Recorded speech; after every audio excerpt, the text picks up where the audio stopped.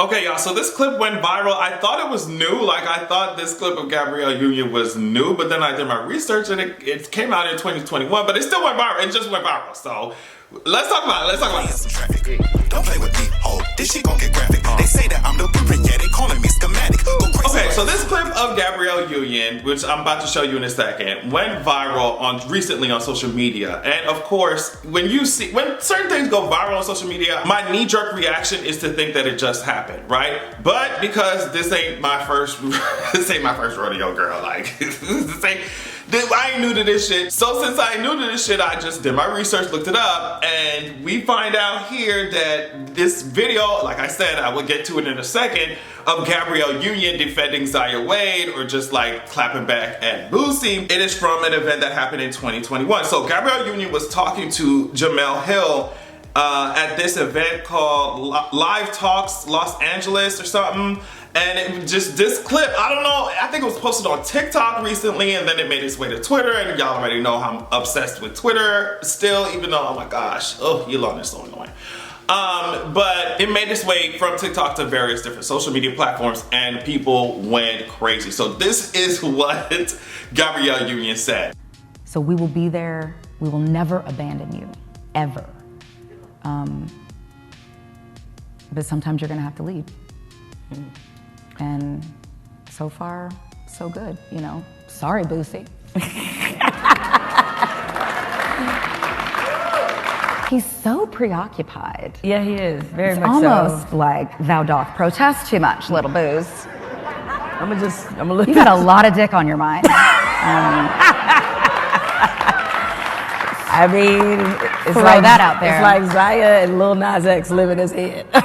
For free, rent free. Like what? It's like, sir, something you want to just go ahead and tell us. This is a safe space. We can be your sanctuary. Perhaps that safe space was not provided for him, and I don't that's think he why had a safe He did space. not have one. We could definitely tell. And so my initial response was like, girl, yes, drag his ass. Like immediately, because before we talk about anything else, my initial response is like, Boosie, like, has been having Zaya Wade's goddamn name in his mouth for how long? For how long? For how long? For how long? So I'm not going to sit here and be mad at Gabrielle Union for clapping back at his ass. Now, before people start hopping in my comments, I obviously think we have to be careful about like implying that just because someone is homophobic that they're also gay. Like, I understand like the problems with that, especially because like I think it should be very clear that a lot of like straight men, like a lot of that homophobic shit comes from straight people, like period. It just comes from straight people. And so yes, there are moments where you have these, I mean, you could look at politicians, some of these politicians who are like, you know, extremely anti-gay in public, but then they be liking gay porn and shit on their Twitter in private. I mean, not that private, but you know what I'm saying? Like there is a whole entire phenomena of like internalized homophobia that we should talk about, we do talk about. But I do understand what people are saying. It's like we have to be careful with implying that just because someone is homophobic as fuck, that means that they gay as fuck too, right? But at the same time, it's like, why do y'all constantly think about dick all the time? Like, why do y'all, at the same time, it's like, what is it that makes y'all so, what other people are doing with their bodies, what other people are doing with their lives, what other people are doing, why does it take up so much space in your head? I think that point will always be valid.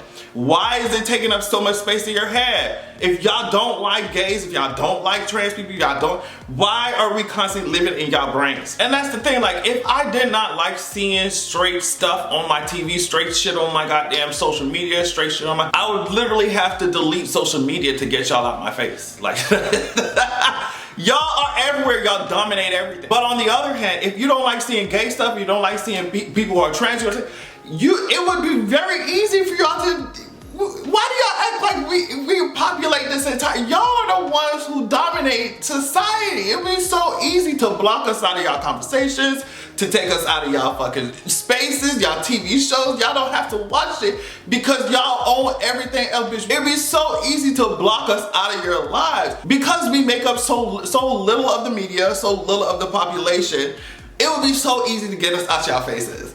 But y'all, like I said, y'all so obsessed with what we doing. Y'all so obsessed with who we seeing. Y'all so obsessed with who's in our beds. Y'all so obsessed with what we identify as. Y'all so obsessed with that shit that it's just making y'all, from the barbershop to fucking to social media, y'all can't shut the fuck up about us. And I'm just like I said, if it disgusts you so much, just move it out your face and go about your day. But you're intrigued. You want to do your little investigations. You want to run your mouth about it all the time. Some people were just like, oh my gosh, that's out of line, Gabrielle. She should have never said that. She should have never done that. What are y'all talking about? How long can someone make comments about someone else's kid over and over and over and over and over again before they respond, before they say, okay, are you done yet? We're bored. You know, how y'all expect these people to just sit here and take that shit, and I'm glad that they not. I'm glad that they opened their mouths and pissing y'all the fuck off. So of course Boosie had to respond. He said, how dare you, well, I think I got this shit from page 6. How dare you challenge a ghetto hero's manhood. Ghetto hero's manhood. Oh my God. You wrong, shaking my head. I don't have time for this. I'm trying to have peace in my life and stay alive. Boosie, I guess, went on to say that Gabrielle Union's husband, Dwayne Wade, loves dick, adding that I hope that you don't think black couples look at y'all like a power couple, because they don't. Go bang him with that dildo and wait on a script, you little white girl. Now, it's crazy that like he comes out here trying to compare careers, because it's like, girl, it's Gabrielle Union versus Boosie. Like, compare careers, compare net worth, or shit. She ain't waiting on no script. She's sitting in her coin. Like, what are you talking about? And being with her family. Like, what are you talking about? And then also, it's crazy how we are now. Like, do you all see how fucked up and crazy and weird? That shit is very fucking weird. That's very weird. So because Dwayne Wade is supporting his daughter who's trans, right? Now all of a sudden we're making assumptions, like we done moved all the way from Dwayne Wade's fucking daughter, we done made assumptions about Dwayne Wade's sexuality. And I think as annoying and as stupid as Boosie's like statements are, his sentiments, you can see his sentiment in so many people's words and actions, right? That they believe some of the same shit that he's talking about. And it gets in the way of people being allies, right? Because now, because you're supporting your own family, because you're supporting someone who is trans, you're supporting someone who is, you know, if we're talking about different situations, someone who's gay, someone who's lesbian, whatever, bisexual, pansexual, whatever, because you're supporting them, now you have these conclusions drawn about your sexuality when that was not even the conversation to begin with. And it's like, who is more obsessed with those things? Y'all are. Because even when they're not brought up in the conversation, dildos and all this shit, who was talking about that? Who was talking about that? Nobody. You brought that into the conversation when no one was discussing that. So it's like all this bullshit gets in the way of, you know, y'all having actual decent connections with black LGBT people, y'all own people, you know what I mean, in your own family. And it gets in the way of people being efficient allies. And I just personally think that, you know, when it's all said and done, if you feel secure in who you are, you're not going to make a spectacle like this out of other people's, you know, identity or their sexuality or whatever. But overall, like every time I see these conversations, whether it happens between my family or, you know, just seeing my friends' experiences with their families, my queer friends' experiences with their families, or just these social media topics in general, I always think about the number that colonialism did on the black population, right? Because, you know, before we had these enslavers and white supremacist Christianity, you know, knocking on our fucking doors centuries ago, before that happened, before these motherfuckers came, we were living in a completely different way. And they saw the ways in which we did, they saw the ways in which we were living. And they came in here and said, girl, none of that shit, white Jesus, poor white Jesus on our fucking heads.